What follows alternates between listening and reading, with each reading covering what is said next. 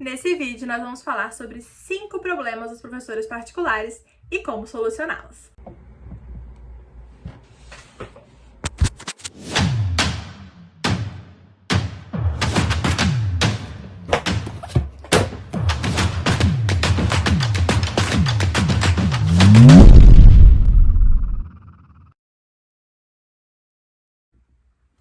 Olá, eu sou a Amanda, professora particular e mentora de professores particulares.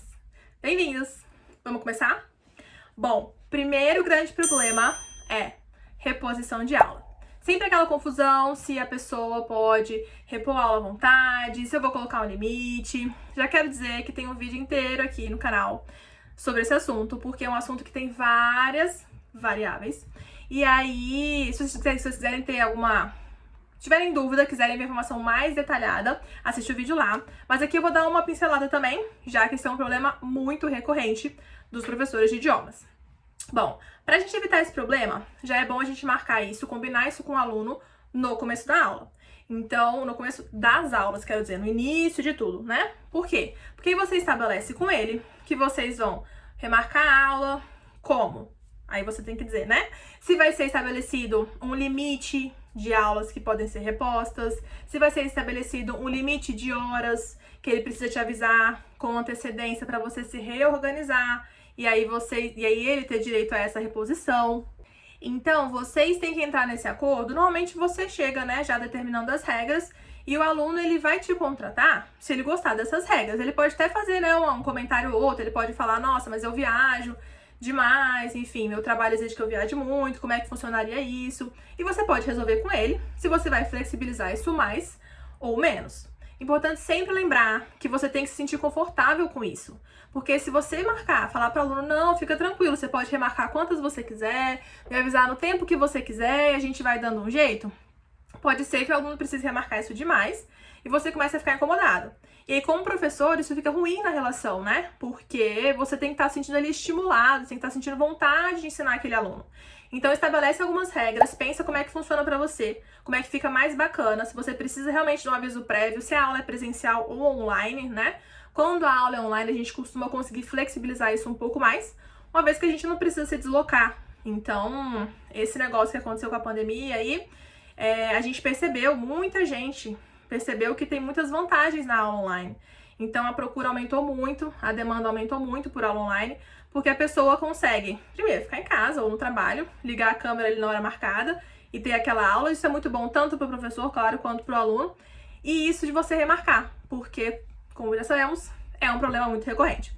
Então deixa tudo estabelecido com o seu aluno no começo da aula, no início de todas as aulas, para poder vocês não terem nenhum problema aí em relação ao que já foi pré-estabelecido. É claro que é bastante comum também o aluno esquecer, né? Porque alunos esquecem e tal, aquelas coisas. Mas aí, quando acontecer, você pode falar pra ele, vou abrir uma exceção agora, foi a primeira vez, enfim. E aí você pode relembrar ele daquilo que vocês acordaram no começo. E muitas vezes isso não se torna também uma bola de neve, né? Quando você deixa pré-estabelecido. Muito bem. E aí, suponha que o aluno também agora nem apareceu. Na verdade, não foi nem que ele queria remarcar, não. O aluno não apareceu, sumiu, e aí você tem que ver o que aconteceu. Porque às vezes é alguma coisa grave, né? Infelizmente acontece.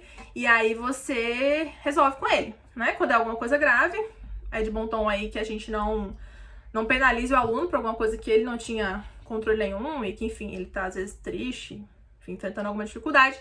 Então, quando ele tiver desaparecido, ele pode só ter dormido demais, ter esquecido de colocar o despertador, é possível, mas pode ter acontecido alguma coisa grave. Então, nesse caso, vamos aí estudar as opções. E, bem, então a gente tem que ver esses detalhes e aí estabelecer também uma coisa interessante se vai ter o limite, né, de remarcação de aula. Eu não trabalho com limite de remarcação de aula. Por quê? Porque eu trabalho de uma maneira seguinte. O aluno, ele tem que estar matriculado, eu chamo assim, eu uso esse termo com eles, para ele poder repor. Então, o que não acontece? O aluno ficou, por exemplo, com 4 aulas acumuladas, 8 aulas acumuladas, e aí agora ele quer não pagar e cursar essas aulas. Isso não acontece. E dessa forma eu não trabalho. Como é que eu trabalho? Ele pode repor as aulas dele à vontade, desde que ele seja devidamente matriculado, o que significa que ele está devidamente pagando a mensalidade. Então, uma vez que ele tá matriculado, a gente pode repor à vontade. Porque, gente, esse negócio de, mas e o aluno vai querer repor todas as aulas de uma vez e tarará, não funciona. Primeiro que a gente vai instruir o aluno de que não adianta ele querer estudar, fazer aula todos os dias. Porque o cérebro não funciona assim, né? Não é porque ele tá estudando todos os dias que ele vai aprender necessariamente mais rápido. É claro que a gente vê moldes, existem cursos que você estuda todos os dias por um mês. Por que esses cursos têm essa duração de um mês? Porque o cérebro, ele cansa, né, daquilo dali. Ele precisa de um tempo para ele absorver, para ele conseguir praticar. E nisso eu tô falando, claro, de curso de idiomas, que é um tipo de conteúdo que não é só quanto mais você estudar, é isso mesmo. Você tem que estudar a parte de escrita, você tem que praticar a parte de ouvir, você tem que conseguir construir as frases para você poder falar. São vários fatores que fazem aquilo dali acontecer. Então, o aluno, você vai instruir ele, vai dizer para ele que, olha, não adianta você querer fazer 4 horas de aula todos os dias, porque a evolução ela não é rápida desse jeito. E, além disso, os alunos não têm tempo de repor desse tanto de aula. E além disso, mais ainda, a reposição ela é feita quando as duas partes podem. Então, se o aluno quer repor e você não tem disponibilidade, ele não vai repor. É claro que é difícil a gente trabalhar com uma agenda cheia ou lotada de uma maneira que a gente não consiga nem repor aulas. É uma coisa que eu não indico, porque os alunos vão precisar repor aulas. Também não estou dizendo para poder você pegar metade da quantidade de turmas que são possíveis para você, para poder você deixar aberto, porque aí quando o aluno quiser repor, aí ele vai repondo do jeito que ele quiser. Não é isso também. Mas a gente tem que ter um pouquinho de flexibilidade para poder, quando o aluno precisar remarcar, precisar repor uma aula, a gente conseguir. Mas então, isso quase nunca acontece. É muito pouco provável que o aluno vá precisar repor um monte de aulas num período desse tamanhozinho, porque as pessoas têm uma vida normalmente, né? Elas têm o trabalho, a família, as coisas para resolver. E em todo caso, você tem que deixar para ele claro que a reposição é feita quando você também pode. Por isso que eu trabalho assim. O aluno pode repor as aulas, porque às vezes ele teve que reformar a casa, teve que se dedicar a um projeto de trabalho, teve que acelerar alguma coisa ali na vida dele, aí ele ficou 1, 2, 3, 4 semanas sem conseguir fazer aula, mas com pagamento em dia, mensalidade em dia, e aí ele pode repor essa aula, por exemplo, ao longo dos próximos meses, porque, como sabemos, é difícil repor muitas aulas, é difícil para o aluno conseguir repor, ter essa disponibilidade de repor. Então, ele pode repor pelos próximos meses, a gente vai marcando, eu até prefiro marcar logo, eu prefiro marcar antecipadamente, porque eu já reservo para o aluno aquele horário, porque é bem desagradável, né, quando o aluno vira para você e fala, vamos repor uma aula, e semana que vem você não tem nenhum horário. Então, quando isso acontece, eu falo pra ele, olha, semana que vem não vai dar, realmente, porque eu já marquei outras reposições, já tô com os alunos também que já estão com o horário normal, né, o horário padrão. E semana que vem não vai dar, mas vamos marcar já pra segunda-feira, no próximo, né, da semana próxima da próxima, ou aquele horário que você sabe que ele pode. Às vezes o aluno faz aula terça e quinta às 19. E aí você sabe que ele pode segunda e quarta também. Então, você já reserva aquele horário. Então, assim, quanto antes você marcar, quanto mais segurança você der pra esse aluno de que ele consegue marcar, melhor. Então, eu trabalho assim, funciona bem por causa disso. Porque eu tô sempre sendo paga, não tô trabalhando sem receber. Porque às vezes se o aluno também tiver 1 mês, 2 meses, 3 meses de aula para repor, que é uma coisa que a gente tem que evitar, mas acaba acontecendo, não dá para você ficar 3 meses sem receber, com aquele horário ocupado, porque o aluno não teve a aula, enfim, vai virando uma bagunça. Isso era para ser um ponto sucinto. Mas enfim, remarcação de aula é um dos problemas. E agora vamos para o segundo. Segundo problema, então. O aluno que não quer realizar as atividades que você quer que ele realize durante a aula. Isso significa o quê? Às vezes você pede para o aluno passar ali, escrever umas 3 frases para poder a gente praticar um pouco aquele contexto que a gente precisava fazer. Eu não queria escrever, não gosto de escrever, não vejo muita utilidade. Ou então você vai falar para ele, vamos ouvir essa parte aqui agora. Não, mas é porque essa parte de ouvir é tão difícil, né? Precisa mesmo ouvir. Aí ele fica arranjando problemas e as coisas que ele não quer fazer. Ou, por exemplo, se você passou um dever de casa, ele não fez, aí você falou, tá bem, na próxima aula a gente faz, a gente corrige então, e dá mais uma aula de prazo, e ele também não faz, você fala, não, tudo bem. Às vezes acontece, os alunos são super corridos, né, a vida é super corrida. E aí você fala, bom, vamos começar a aula fazendo esse dever de casa então, já que não deu tempo de fazer fora da aula, e aí E aí você fala, não, então vamos começar fazendo esse dever de casa aqui no começo da aula, já que não deu tempo de fazer fora da aula, não tem problema. Aí ele fala, ah, não, mas também eu queria fazer o dever aqui também na aula. Gente, oi? O que a gente faz então? Socorro, alguém me salva. Bom, primeira coisa, você pode explicar para o aluno a importância das atividades que você está passando para ele. Porque ele vai, às vezes ele acha que não tem importância, né? Enfim, tá com preguiça ali de compreender essa parte. E aí você vai lá e explica. Você fala, olha, mas essa parte que a gente escreve, aqui essas frases que a gente constrói, por exemplo, 3, 4 frases ali em cima do conteúdo, né?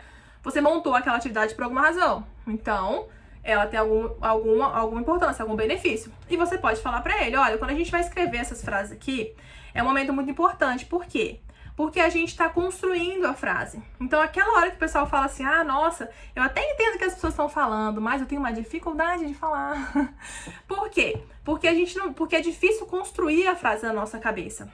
Quando a pessoa fala, a gente consegue ali pegar, tem uma palavra ou outra parecida, a gente já ouviu alguma coisa, ela gesticula junto, então você consegue ali dar uma palpitada, né, no que ela tá falando. Mas na hora que você tem que falar, se você não tiver a construção da frase na sua cabeça, você não consegue.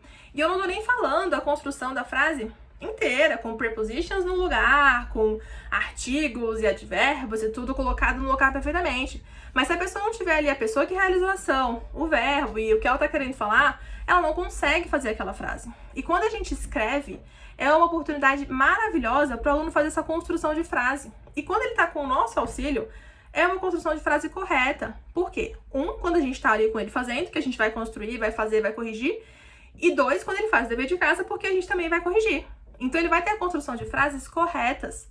E quando ele vai falar, quando ele vai conversar com alguém, ou mesmo quando ele vai falar durante a aula, ele não tem o tempo de fazer a frase. Que é o que as pessoas falam, eu vou falar com alguém e aí eu não consigo falar, e aí eu começo a fazer gesto, e aí fica aquele buraco na conversa, né? A pessoa, quando ela tá falando com alguém que fala inglês, enfim, ela vai falar e não vai, e a pessoa fica lá esperando, e aí a pessoa que não sabe falar vai ficando agoniada.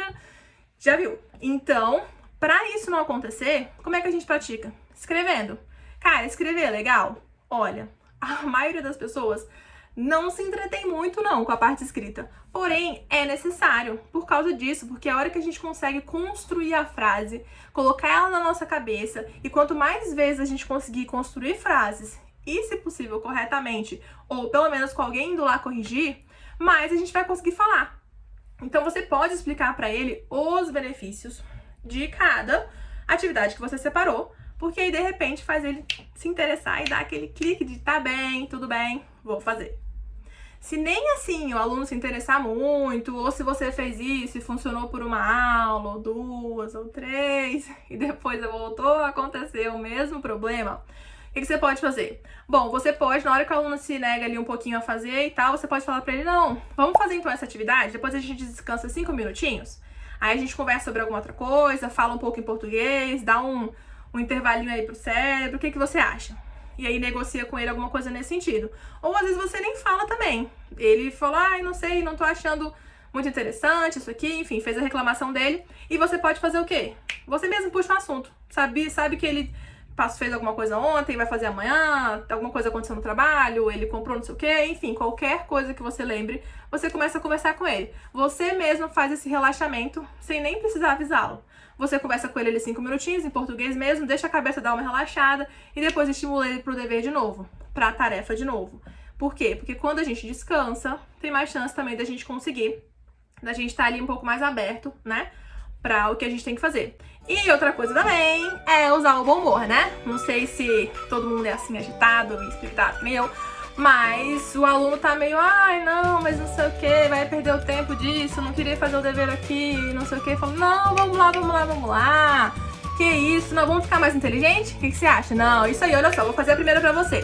E aí já fala pra ele lá a primeira resposta, começa com ele, fala, começa uma palavra e faz pra ele terminar, começa a frase, faz ele terminar, estimula ele, começa lá, vamos caminhando junto, tô aqui, vamos nessa. E aí, estímulo no aluno pra ele ver que você tá ali, que você tá animado, porque isso faz ele se sentir assim também, pelo menos um pouquinho, né?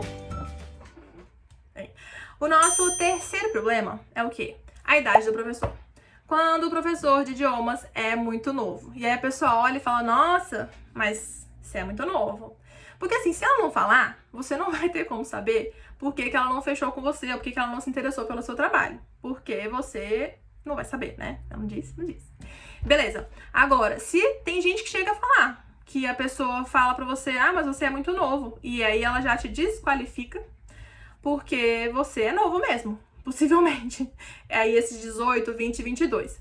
Bom, eu já queria dizer que quanto a isso daqui, a gente não tem muito o que fazer, né? A gente tem a idade que a gente tem, e a experiência que a gente tem, e a pessoa tem a idade que ela tem, e chega de falar o óbvio. Então, o que acontece? O que você pode falar pra pessoa, se ela comentar isso daí, você não precisa também ficar implorando, tá? Quer dizer, a primeira coisa, não é pra ficar implorando a pessoa pra te contratar, não, porque se ela tá desqualificando, tá te desqualificando. Agora, também dá pra você conversar, porque às vezes ela fala isso porque ela sente esse incômodo. Mas aí você pode passar a segurança pra ela de, não, realmente, eu tenho só tal idade, mas eu já morei fora, fiz um intercâmbio uma vez com a escola, ou eu já viajei várias vezes, ou eu já fiz uma prova de proficiência, tal, enfim. Ou mesmo depois que eu me formei, eu fiz vários cursos, ou eu fiz o curso tal, você pode passar pra pessoa essa informação, pra poder você mostrar pra ela, né, passar pra ela um pouco dessa segurança. Ou se você também não tem isso, porque nem todo mundo, né, fez um intercâmbio, ou já viajou pra fora do país, e nem todo mundo fez prova de proficiência ainda, né, porque as provas de proficiência são provas mais caras, né, e como elas têm tempo, a gente acaba tendo que se preparar pra isso, enfim. Você pode falar pra pessoa, não, mas você quer aprender, qual que é o seu objetivo, né? Enfim, no meio do contexto da conversa, você quer aprender isso aqui, a pessoa, de repente, ela é iniciante e você tem a segurança de que você consegue ensinar um iniciante, ou mesmo intermediário, ou mesmo avançado. Enfim, a segurança é sua. Você tem essa segurança, você pode falar pra ela, não, mas fica tranquila. Isso que você tá precisando, eu consigo te ensinar. Agora, pra você ter a segurança, ou melhor, pra você passar essa segurança pro aluno, você tem que ter essa segurança em você, né? E eu bem sei que insegurança é um dos problemas de professores que são jovens. E não é nem os jovens per si, mas é o que tem pouca experiência. Então, como é que a gente faz? Pra isso daí é o que eu sempre indico, gente, estuda e se prepara antes de cada aula. E, se possível, invistam numa gramática.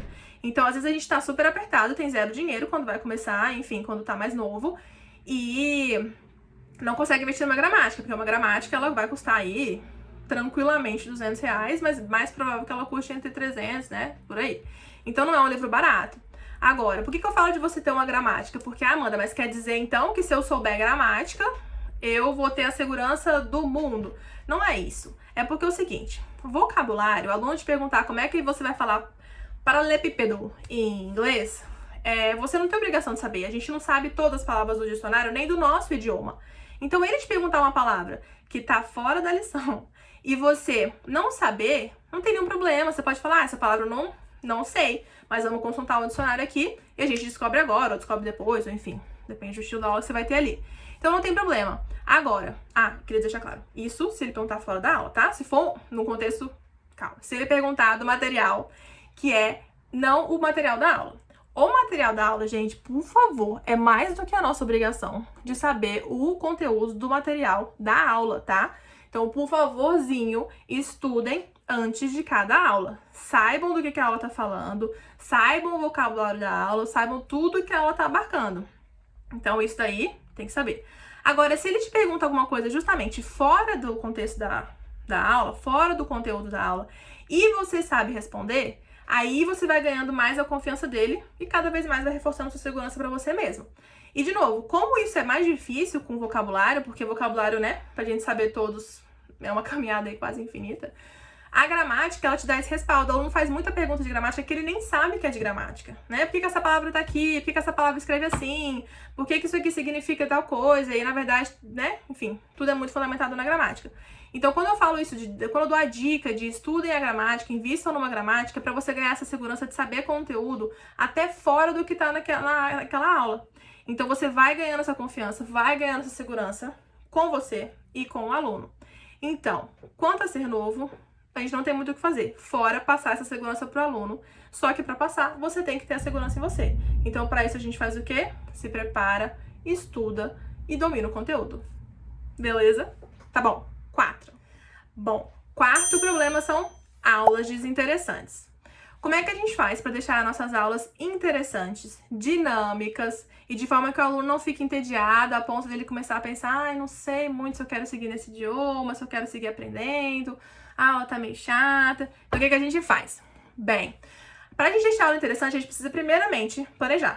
É isso mesmo. Planejar a aula por quê? Para poder você saber o que você vai colocar em cada aula. Então, com o planejamento feito, a gente pode colocar, por exemplo, dentro da aula, a divisão de tarefas diferentes. Ou seja, você pode colocar uma tarefa que vai exigir, meu Deus, você lampejou aqui loucamente, que vai exigir uma parte de escuta. Você pode colocar uma outra tarefa que vai exigir mais a parte dele falar, do speaking. Você pode colocar uma outra que vai ser a do reading, ele lê um pedaço de alguma coisa e vocês debatem, vão conversando, vão construindo aquela ideia. Por quê? Porque o aluno tem preferências, né? Tem sempre uma coisa que é mais fácil para ele, uma outra que é mais difícil. Então, quando a aula abarca várias atividades, vários conteúdos diferentes, várias atividades que exigem, né, ali um trabalho diferente, tem mais chance de ele gostar, se identificar com aquele que ele gosta, né?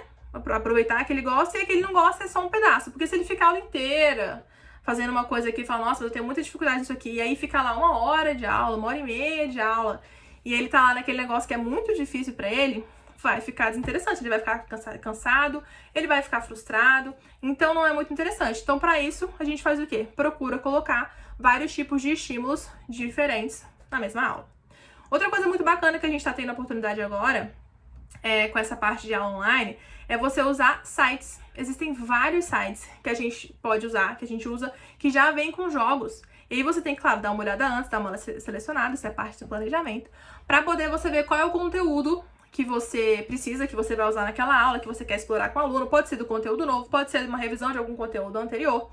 E aí você escolhe a atividade, o joguinho que você vai fazer com ele, e utiliza, porque é sempre interessante, né? Joguinho é uma coisa que as pessoas gostam pelo dinamismo.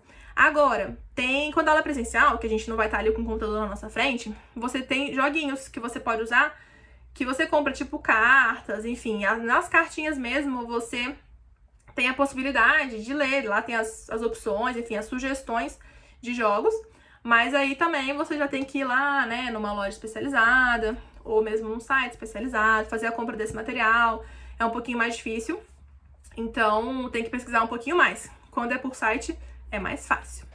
Agora, outra coisa que a gente sabe que funciona bem, músicas, claro.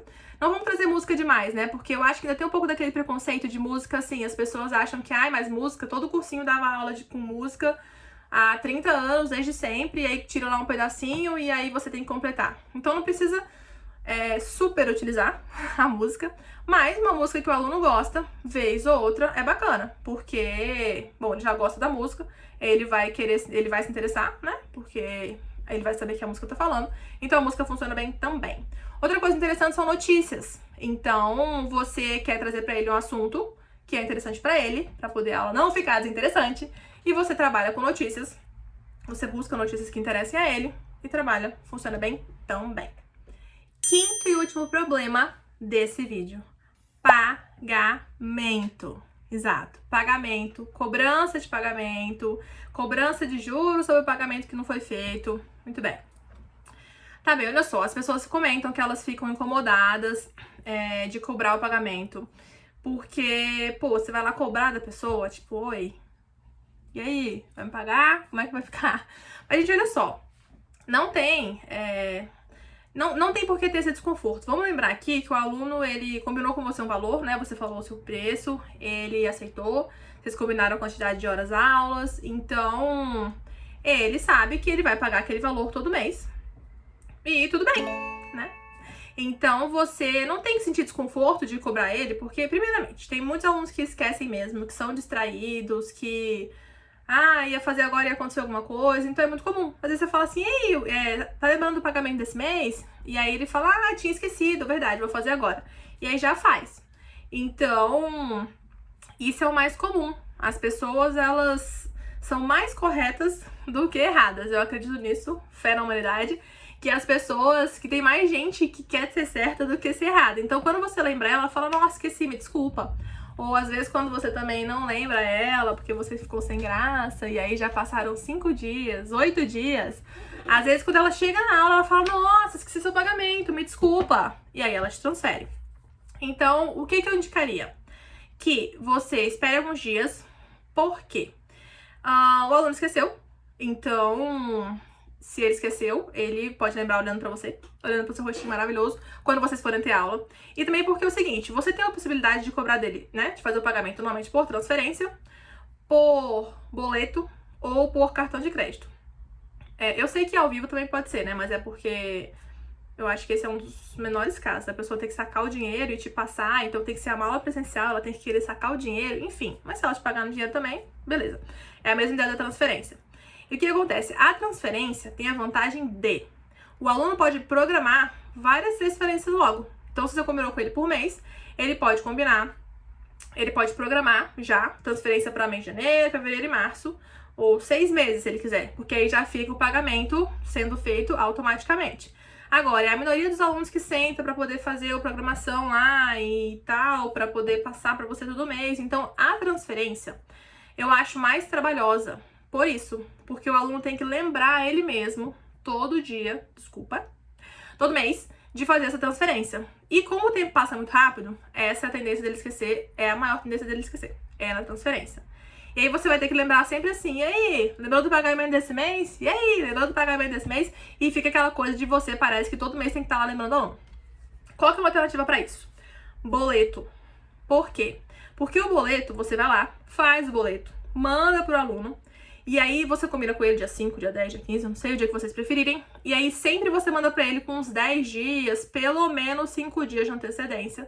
E aí não parece que você tá cobrando ele. Parece só que você tá fazendo o que você tá fazendo mesmo, que é mandando o boleto pra ele poder pagar, pra vocês dois serem certos e maravilhosos. Então, assim, quando você manda o boleto, não tem essa cara de cobrança, de e aí, você não vai me pagar não? Como é que é? Tá lembrando? Você só manda porque é sua obrigação. Parte do, né? É a parte administrativa de dar aula. Você tem que fazer o boleto pra poder ele pagar.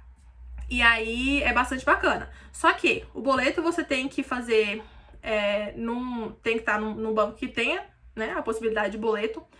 E aí, os boletos normalmente de contas que não são contas jurídicas, eles vêm no seu nome. Você vai cadastrar a sua conta e o boleto vai vir no seu nome.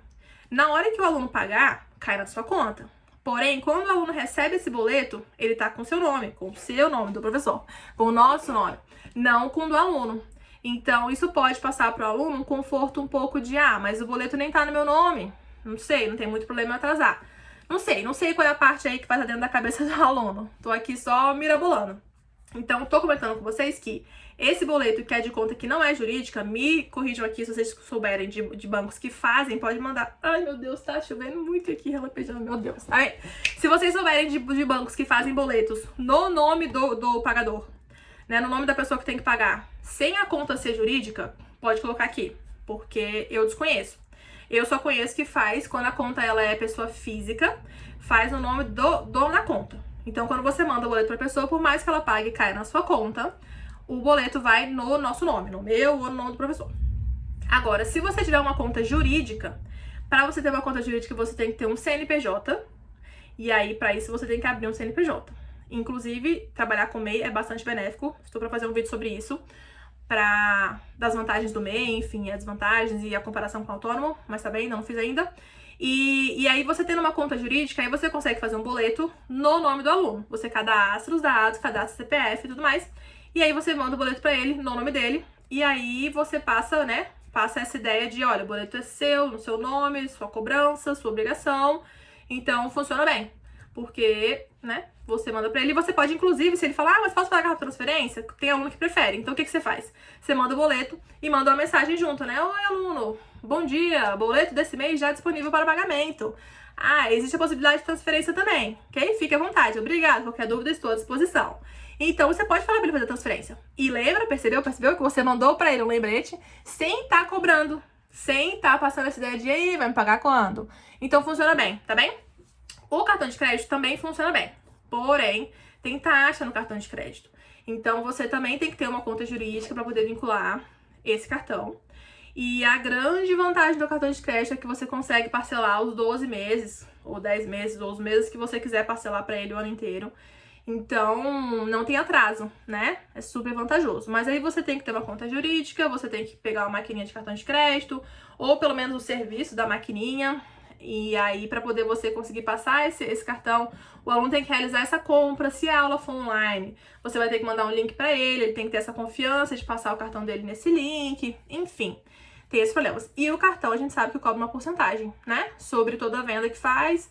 E alguns cartões também cobram, inclusive, a mensalidade da maquininha também. Então, assim, é mais custo. É mais difícil, eu acredito, para ou quem tá começando, ou quem tá com orçamento mais baixo, ou mesmo para quem tá com orçamento já mais organizado. Porque eu já fui olhar também, acabei nunca usando, porque você pensa, pô, 2, 3, 4%, sei lá. Mas você fala, nossa, mas eu recebo X, eu vou receber X menos 4%, aí você fica, ai, pô, não sei o que, desagradável.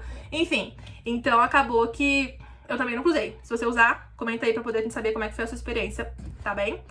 E, bom, quanto à multa, gente, multa é um negócio complicado. Por quê? Porque você tem que deixar isso acordado com o aluno, tá? Você tem que falar pra ele que existe multa por dia de atraso. E essa multa, ela tem que ser uma multa que é permitida aqui dentro do nosso país, né? Você não pode virar pra ele e falar assim, ah, então, se você não me pagar até dia tal, eu vou cobrar de você uma multa de 10% por dia, 5% por semana. Você não pode falar isso pra ele, não pode. A gente tem as leis aqui que você tem que seguir as leis que a gente tem aqui. Então, aí você tem que buscar essa informação pra poder saber quantos por cento você pode cobrar em cima daquilo dali e tudo mais. O que eu já vi fazendo também? Ah, a pessoa pode falar assim, ah, pô, pra imprimir o boleto, eu tenho uma taxa, e você pode cobrar dele essa taxa pra imprimir um novo boleto. Que deve ser o quê? 1, 2, 3, 4, 5 reais, dependendo do lugar, do banco. Mas é meio isso, assim. Ou então você busca a informação dessa taxa, de quanto que você vai cobrar, e aí cada vez que ele atrasa esse pagamento, você vai lá e calcula essa porcentagem de quantos dias foram sobre o valor do mês, pra poder você implementar no boleto dele, pra poder ele pagar o boleto com multa. É mais complicado. Eu acredito mais na parte de conscientização do aluno. De se ele é uma pessoa que atrasa sempre, você pode perguntar se pra ele tem um dia mais bacana de pagamento, ou você pode falar pra ele, porque eu tô contando com esse pagamento dia 10, por exemplo, porque minhas contas vencem dia 15, quando você paga dia 20, às vezes desorganiza um pouco aqui pra mim. Então, assim, isso quando você precisar falar pro aluno, explicar a situação, se for um problema muito recorrente. Então, assim, isso são extremos, né? Porque o objetivo sempre, gente, é manter uma relação extraordinária com o aluno. Você ser uma pessoa bacana, ele ser uma pessoa bacana, ou vocês pelo menos serem uma pessoa bacana, serem pessoas bacanas durante a aula um com o outro. Porque é um processo de aprendizagem, é um processo de ensino, é o seu trabalho. A gente vive disso daqui, é a nossa alma, é a nossa vida que a gente está investindo quando a gente monta uma aula e vai lá dar aula pro aluno. Não é só o dinheiro que tá entrando. Ah, o dinheiro tem que estar entrando, né? Claro. Mas eu digo assim, a vida tá passando, a gente tá investindo o nosso tempo naquilo, a gente tá ganhando experiência com aquilo. O aluno, ele tem projetos também, sabe? Ele quer falar inglês por quaisquer razões que ele queira falar. Ele tá investindo o tempo dele lá e o dinheiro dele lá também. Então a gente tem que procurar sempre, a prioridade sempre é ter um relacionamento bacana. Então, você vai cobrar a multa dele e aí pode até ser que ele não se sinta lesado, porque ele sabe que ele tá atrasado. Mas aí você tem que calcular. E aí, se naquele dia que você mandou o boleto lá com a multa, às vezes ele tá um dia chateado, cansado, enfim. Eu acho um desgaste, eu acho que tem que analisar, tem que pensar certinho se vai querer cobrar multa, mesmo que você acorde com ele antes. Então, assim, é um assunto a se pensar. Porque eu acredito mais nessa criação de consciência, nesse relacionamento, nisso de você falar pra ele, né, que você tá contando com dinheiro, que dia que vocês podem combinar um pagamento pra ficar mais bacana pra ele. Então, acredito realmente nisso. Bom, esses foram nossos 5 problemas desse vídeo. E como a gente lida com eles, como a gente soluciona ou como a gente evita que eles aconteçam. Espero ter ajudado vocês. Se vocês tiverem sugestões de outros problemas, ou Amanda, isso aqui acontece comigo pra caramba, me ajuda, o que eu faço, qual a sugestão, deixa aqui, tá bem? Porque eu quero saber pra poder a gente conversar e crescer juntos, ok? Bye, bye!